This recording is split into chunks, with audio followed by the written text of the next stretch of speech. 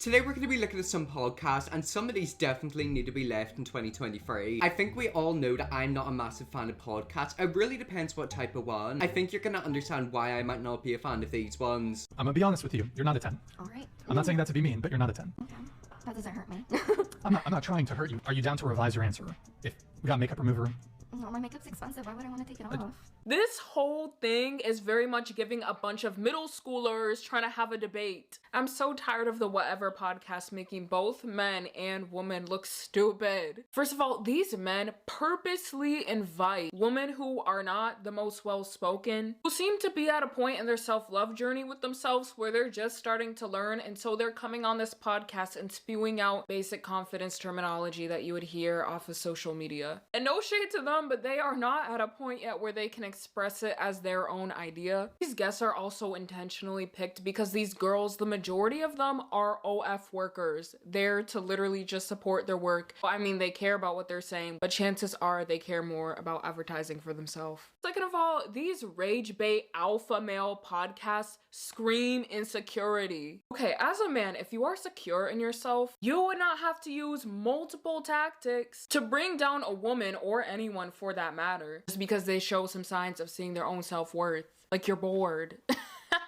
Like, you are bored. A lot of times whenever it comes to them podcasts, they always get girls on who don't know what they're talking about. It's kind of like debating videos. Like, I always see videos of Ben Shapiro and Matt Walsh debating people, but they're always in college campuses. And it's like, why are you a 40-year-old debating an 18-year-old? An 18-year-old obviously doesn't know how the world works. And then again with that whole thing about them saying, oh, you know, if you took your makeup off, would you still look a 10? I think you'd only look like a 2. Of course she's gonna look different. It's makeup. It's the whole point of makeup, to enhance your appearance. He's not even a 2. See, it's like, I don't even understand why they go on about it. It's like, why are you talking about looks? Why are you rating people out of 10? Like, to me, it's just immature. It's like whenever you have an argument with someone and they turn around and say, oh, you're fat. It's like whenever they say that, they've automatically lost. He was about to cry because he wanted to humiliate that girl. Honestly, I think he just wanted to insult her. Like, that's what a lot of these podcasts are. A lot of these podcasts are just filled with misogyny. It's like they get people on who don't know what they're talking about, and then they're like, guys, look, this is what women are like. You know, this is what all women are like. This is why you'll never get a good woman. But they cherry pick the women they put in the podcast. They choose women who don't know what they're talking about. Where I had the same conversation last night with some guy. I kept telling them I don't care, but they keep on telling me how bad I am. I mean, put it this way, if you're ever having a debate, conversation, or like an argument with somebody, and then they basically just start insulting your looks, that's when you know you've won. It's just cringy to me that a fully grown man is saying to a woman, remove your makeup, let's see how you really look. It's just something you'd expect a 5-year-old to do. I hate when you ask people their icks and they're like, when someone's disloyal. Like, no, I want to know the little niche that gives you the ick. I can't watch a man chase a ping pong ball playing beer pong absolutely until the day I die. If I see a grown-ass man on the floor retrieving a ping pong ball... Oh! I have two. You just saying that makes me feel self-conscious for all the times I felt already self-conscious. Do you know that? And I was living on my high horse thinking like guys don't have icks, and I was like men would always say this to me, and one of my guy friends was like, I get the biggest ick when a girl's wearing heels and she like trips a little, and I was like, trips a little. Like knowing that men also have icks like brought me to that feeling. I won't lie, I do have icks. However, I feel like my icks are understandable. There's two types of icks. There's the stupid ones like chasing ping pong ball, who gets an ick from that, and then there's like actual understandable ones. You know, if someone has like a big bogey in their nose, or I don't know if they're wearing like sandals. Side rant, if I ever go out and see someone wearing sandals with their big toe sticking out of them, I automatically feel sick. So I feel like that's an understandable ick. A guy jumping up and down at a rap concert. Okay, so apparently we're not even allowed to dance at a rap concert. Like, is that really an ick? Men in flip-flops. See, I agree with Kate. I don't like flip-flops or sandals. I'm kind of iffy with shorts. Like, I know that sounds a bit weird and I feel like I'm starting to sound like Tana, but I feel like there's certain types of shorts, actually like really, really tight shorts. I don't know, I think they're so attractive in guys. However, sandals, nah, I'm so sorry. Sandals or flip-flops where you can see their feet and toe, no. Women nowadays, with all due respect, bro, if you ain't got a relationship with your father, especially a female, if you ain't got that relationship with your father, then best believe you're gonna be a lousy wife to your husband. Because if you can't take care of the man that cared for you, who do you think you could take care of, bro? What happens if they're lesbian? And the best way to find out how a man would be a good husband is looking at his relationship with his mother and his sisters. How is his relationship with his mother and his sisters? How is their bond? How is their love and care for one another? If that ain't there, then best believe if a man that can't treat his own family right, what makes you think he's going to treat you like a princess? Is it because of your looks? Is it because of your status in society? or how much followers you have. Forget that, bro. It's about your relationship that you have at home. And my mother taught me how to be a man.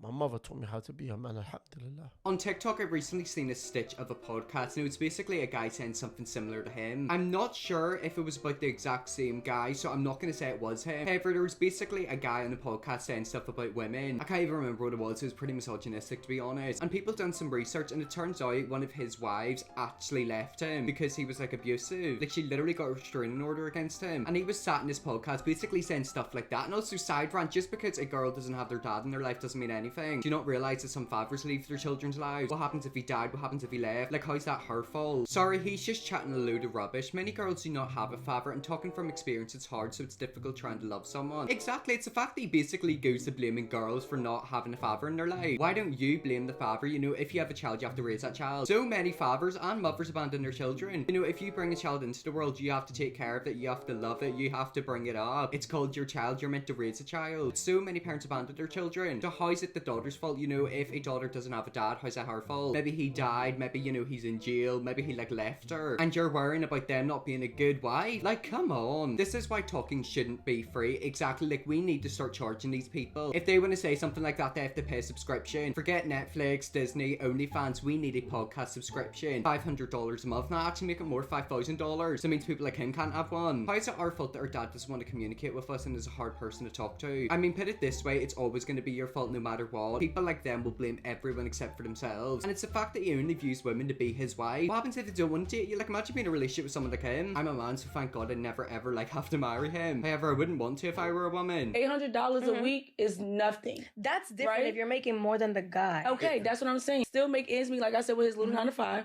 but he treats you so good. I mean, Yeah, that's condescending. So what are you doing in that situation? I'm with him. Are you with him? I'm not with you. But how you treating him though? I'm not with her ass. I'm not with her. How you treating him though? With his little 9 to 5, how you treating him? How I treat him? Yeah. How you treat me? He get you upset one day with his little 9 to 5. What you telling him? his broke ass.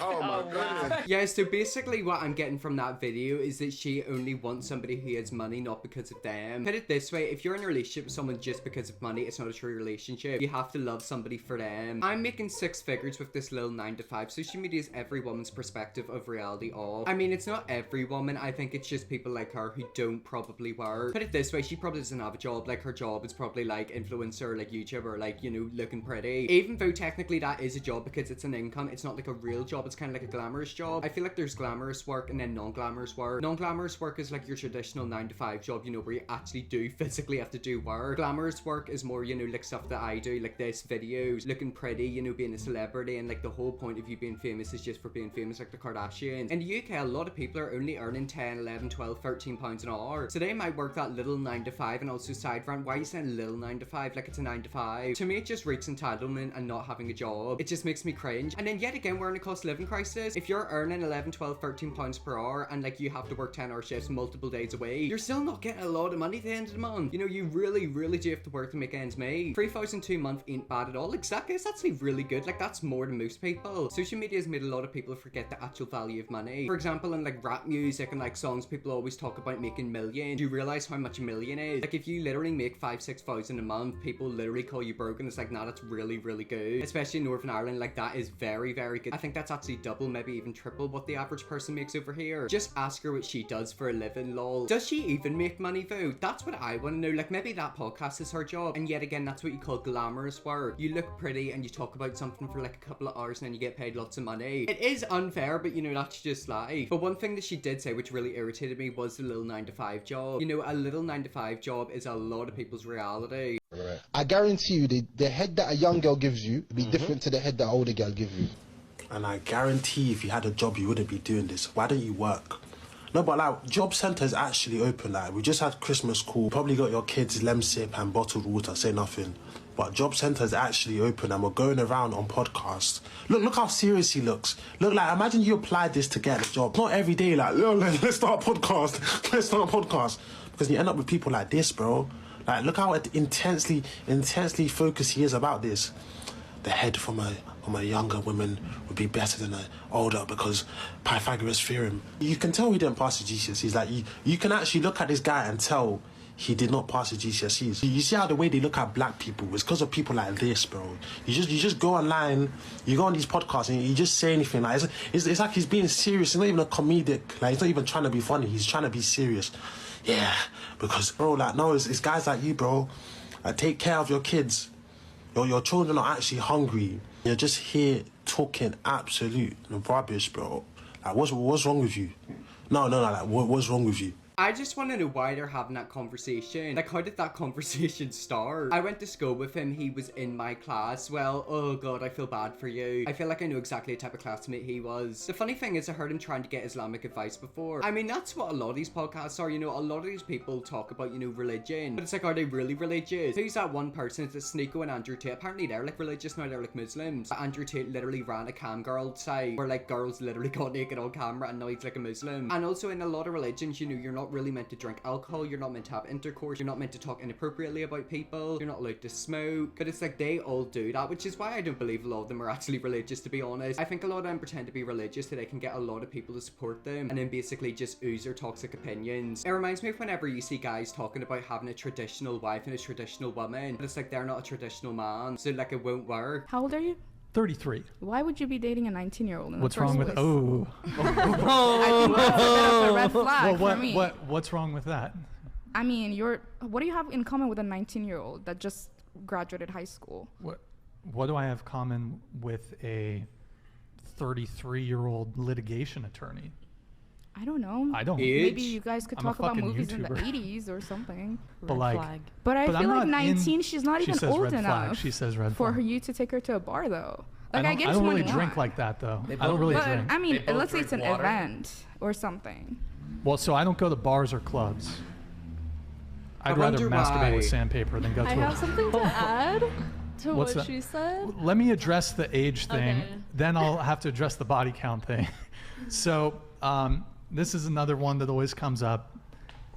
Men are always shamed for their preferences. I mean, no, you're not shamed for your preferences. You're allowed to be attracted to somebody as long as they are a legal age of consent. Look, put it this way, 1933, is it a big age gap? Yes, especially for a 19-year-old. Is it illegal? No. However, there is a difference. A 19-year-old dating a 33-year-old is different to a 33-year-old dating a 19-year-old. Whenever I was 19, you know, if I want to date someone, I want somebody slightly older, you know, maybe has worked, hopefully, you know, a bit more mature enough for people my age. A 33-year-old would only date a 19-year-old because they don't know anything. And like, put it this way, is illegal now, but it is a bit bizarre, especially if they're like 19. If they're like 22, 23, it's not that bad. 19 is basically 18 in my opinion. Okay, I agree with her. Okay, so it looks like Dylan agreed with her in one thing. He probably doesn't agree in anything else. She can't even drink yet. I mean, in America, the drinking age is 21, which honestly, I don't have an issue with. I think that's quite good. I'm not a drinker. People in the UK drink very, very early. Like, I remember I was literally in primary school and there was kids who were drinking. Keep in mind, I was like 11, 12, like that was shocking. I feel like 15 to 17, 18 to 21, 21 to whatever. I mean, yeah, I'm kind of with that. You know, 17, 18, they can date, that's only a year. 17, 19, that's 2 years. You know, it's not that bad. However, 33 and 19, especially for the 33-year-old, it is a bit bizarre. You know, if she was maybe like 22, 23, 24, it's not that bad. However, 19, like that is younger than me. I wouldn't even date a 19-year-old just because they seem so young to me. And yet again, there is a bit of a power imbalance. A 19-year-old is going to date somebody who's a bit older, probably because they want someone a bit more stable. A 33-year-old is probably going to date a 19-year-old because they want someone to control. Like, let's be completely honest. Well, anyways, guys, let's leave a video there. We definitely need to ban podcasts. Maybe we could all put that in our 2024 resolutions, you know, manifest podcasts getting banned in the future, our license being brought into place. If we seem like more podcast clips like this, let me know, definitely will. Chris Bigger, subscribe, and see you all tomorrow for another video.